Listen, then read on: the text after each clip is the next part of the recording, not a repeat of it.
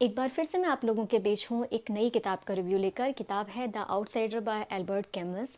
ये किताब सोसाइटी की हिपोक्रेसी पर बात करती है, कैसे जब कोई किसी अपने को खो देता है और जब उस पर कुछ दिन ज़्यादा रोते हैं, ज़्यादा दुख मनाते हैं, तो हम तुरंत उनसे कहते हैं कि कब तक रोते रहोगे, कब तक दुख मनाते रहोगे, आपका भी तो अपना मतलब अपनी ज़िंदगी है, आपको भी जीना पड़ेगा, आगे बढ़िए।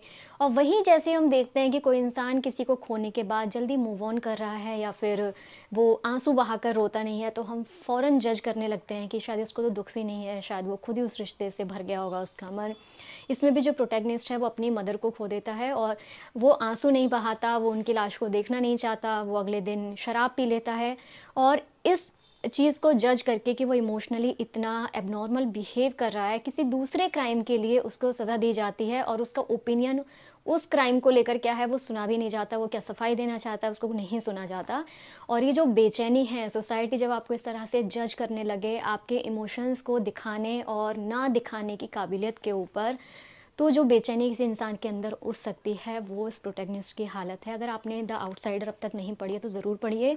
एल्बर्ट कैमस की एक और किताब द फॉल भी आपको ज़रूर पढ़नी चाहिए। वो भी एक इंसान के कैरेक्टर, मोरल्स, उन सबको लेके जो उसका बदलता हुआ रवैया है, जो उसकी सोच है बदलती हुई, उसके बारे में बहुत अच्छे तरीके से ऑथर ने लिखा है उसमें भी।